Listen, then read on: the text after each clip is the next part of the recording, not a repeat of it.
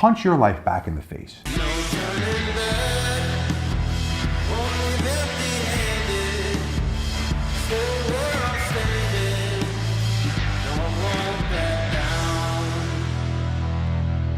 I get a lot of questions all the time. So I decided to create a show called The Weigh In. Ask me all kinds of questions from fitness to business, and I'll give you my take on anything you throw at me. With that being said, let's dig in.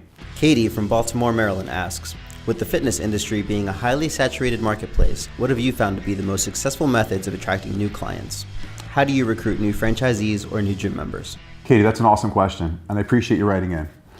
To answer that question, it's two actually separate answers because there's two different groups there. When we recruit a new franchisees, much different than how we recruit a new member to a gym, but there are some similarities. The similarity is the overarching psychology behind it. We want to know where's the attention, where are the eyeballs and the ears of these people. So when someone's going to look to buy a franchise and they're a savvy business investor, we want to be maybe in the Wall Street Journal. We want to be CNBC possibly is where they're watching their shows online or on the TV. They're listening maybe on Sirius Satellite to Fox Business.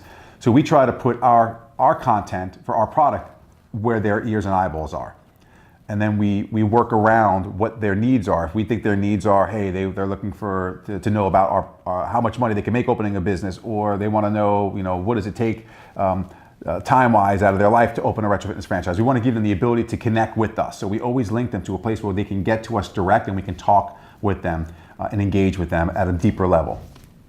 Separately, for recruiting a new gym member, it's changed over the years, and now it seems to almost change, every couple of days, where the attention is, right? I mean, Snapchat is now great. I just read an article that Facebook is going to come out with Facebook stories. So where the attention is where we need to be, right? I mean, so we need to make sure that we are attracting our potential customers in an environment where their eyeballs are. So we make the best investment in our marketing dollars. So let's say today it's Facebook or Instagram. We want to put some really cool ads on Instagram or some video, some good content on Facebook that would entice them to check out our brand. And we localize it, we target it. We could do some really good geo-targeting with these platforms that are awesome. I mean, years ago, you couldn't do any of this. You did some direct mail and that was like your best geo-targeting opportunity, right? Now it's just changed. The game has completely changed and it's actually affordable to do it today.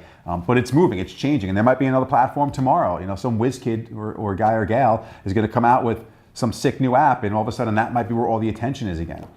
So for me and my company, it's always where is it today, right? And where could it potentially be tomorrow, the attention and the ears and eyeballs, and that's where you need to put your product.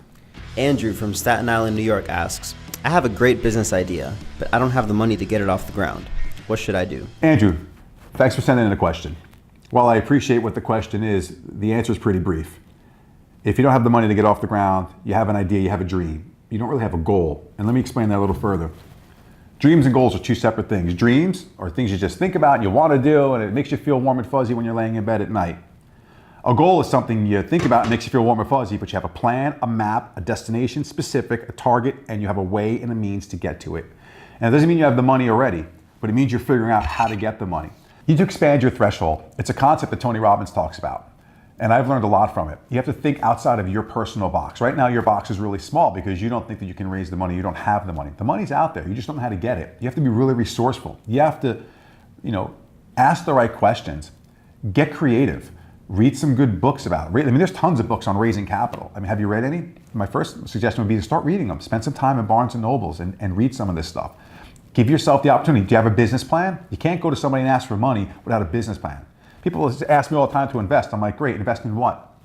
Give me something to look at. Like, how do I know what your product is? You got to have projections. You got to have an idea, show how it lays out. What does it look like over a year, 2 years, 5 years? So often people want to just, open up a business and they want to hope the money's going to be there. And they want to open up a business and just think, hey, throw money at me. That's not the real world. You've got to show how you can return on, not only for the investor or the bank or whoever, but for yourself. This is your your life goal, your dream, your plan. You really need to have it laid out. Do you have it laid out? If you have it laid out in a business plan, then I assure you there's a ton of resources out there. You just need to be more resourceful. Ashley from Chicago, Illinois asks, how do you ensure all of your franchises stay up to your overall retro fitness standards? Ashley, thanks for that question. That's a question that really hits home with me because retro fitness is like one of my children. That's how I view it. And my brand standards are really, really high. But I don't control the 150 plus gyms that are out there personally. So I have a whole team on the operations side that go into our franchises from opening until their entire existence, and they're in there on a consistent basis, training, monitoring, assisting our owners, assisting the managers of our franchises, as well as we have auditors that go in with a 100-point checklist. I remember we created this 100-point checklist. We were on a train going to Boston once, and we had like no internet, no Wi-Fi, so we literally took 4 hours and wrote all of these granular details that I felt were so important to me. So that's all on the audit list. So when we send our auditors in there, we get that result report, and then we send that to the franchisee owner, and then they send it, of course, to their manager. And then we assist in helping them cultivate the solutions to anything that comes up that's on the audit that's a negative. And it's really important to me, and it's tough every day to know that the brand standards aren't 100% every single day. But the reality is we're in a moving business. There's people, there's products, there's machines, and stuff breaks, stuff happens, and people make things messy. So it's our job to maintain that as an overall arching police officer to that whole process. But it's really the franchisee that's to get in there and make sure it happens. So it's a twofold execution on how that standard is maintained. This is the part of the show that's kind of like open-ended, right? I'm going to just talk to you about something that's weighing in on me, and send me comments back so you guys can weigh in back on what I'm talking about. But this is probably the best part of the show, in my opinion, because it's just the real deal. Like, I'm telling you, some things are just happening in real time right now.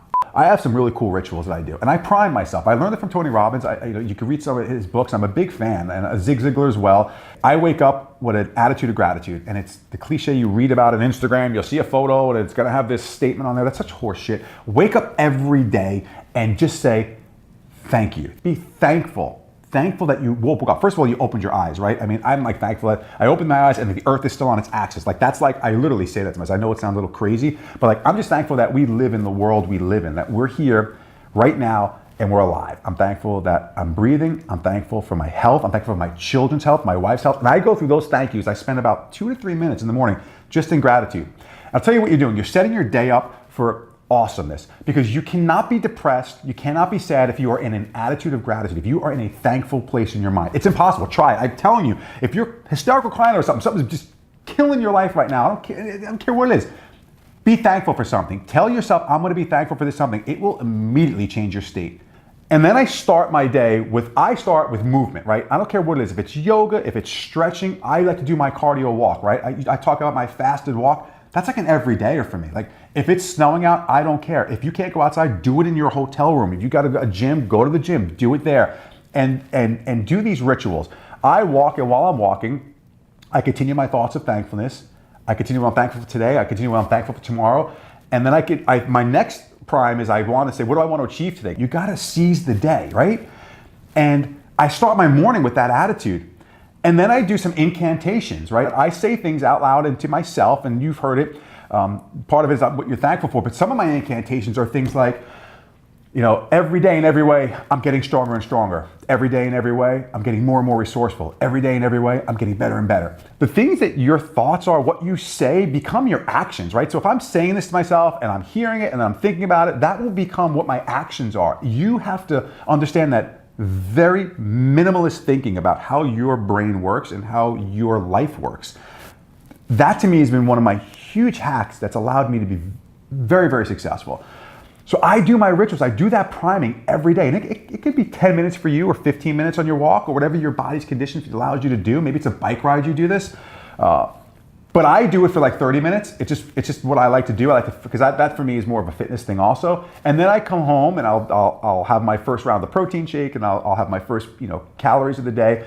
But I do that in a fasted mode, and I got to tell you, hugely rewarding. I have a tremendous amount of rituals that I do, and I am adamant about it. Like, nothing takes priority over that in my life. Like, you have to understand, you have to take care of you. And being in the fitness business, I say this a lot. You have to take care of you first, because when I used to sell gym memberships, and I meant this so passionately from my heart because it was so true. When I would sit down with someone that wanted to join the gym, I meant this when I would say this to them. And I still, if I sell a membership, I'm in the gym, I would love to sell a gym membership. I love to get people started on fitness. I tell them all the time, fitness is the one thing, taking care of you is the one thing you can do that everyone else around you benefits. There's never the bullcrap excuse, well, I gotta go ask my wife, or I gotta go ask my husband, I gotta go talk to my parents. There's no one in the world that doesn't want you, that cares about you and loves you, doesn't want you to be a better you. And if that's through exercise and activity, eating right, or getting your mind right, it's the whole package, right? Sleeping well makes you a better you. So all of this culminates, it becomes success. You will change the success direction for your life. And you're awesome at what you do already.